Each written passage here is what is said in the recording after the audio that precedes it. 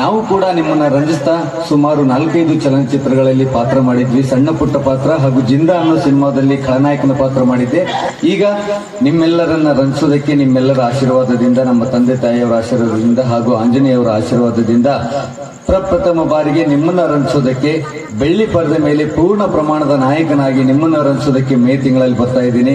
So May 2ನೇ ವಾರ ನಾನು ನಾಯಕನಾಗಿ ನಟಿಸಿರುವಂತ ಬೆಳಗಾಂ ಜಿಲ್ಲೆಯ ದೀಪಕ್ ಎಸ್ ಅವಂಕರ್ ಅನ್ನೋರು ಅದನ್ನ ನಿರ್ದೇಶನ ಮಾಡಿದ್ದಾರೆ ಹಾಗೂ ಶ್ರೀಮತಿ ನವನೀತ್ ಲಕ್ಷ್ಮಿ ಅನ್ನೋರು ಅದನ್ನ ನಿರ್ಮಾಣ ಮಾಡಿದ್ದಾರೆ. ಬೆಂಗಳೂರಿನವರು ನನ್ನ ಮೇಲೆ ಭರವಸೆ ಇಟ್ಟು ಲಕ್ಷಾಂತರ ರೂಪಾಯಿ ಹಾಕಿ ಫಸ್ಟ್ ಟೈಮ್ ನನ್ನನ್ನ ಹೀರೋ ಆಗಿ ಉತ್ತರ ಕರ್ನಾಟಕದಿಂದ ಇಂಟ್ರೊಡ್ಯೂಸ್ ಮಾಡ್ತಾ ಇದ್ದಾರೆ. ಸೊ ದಯವಿಟ್ಟು ವಿಕ್ಕಿ ಅನ್ನೋ ಸಿನಿಮಾ ಮೇ 2ನೇ ವಾರ ಅಥವಾ 3ನೇ ವಾರ ಬಿಡುಗಡೆ ಆಗ್ತಾ ಇದೆ. ನಾಳೆ ಏಪ್ರಿಲ್ 14 ಆ ಸಿನಿಮಾದ ಟ್ರೈಲರ್, ನಾನು ನಾಯಕನಾಗಿ ನಟಿಸಿರುವಂತಹ ಸಿನಿಮಾದ ಟ್ರೈಲರ್ ಯೂಟ್ಯೂಬ್ ಅಲ್ಲಿ ಬಿಡುಗಡೆ ಆಗ್ತಾ ಇದೆ.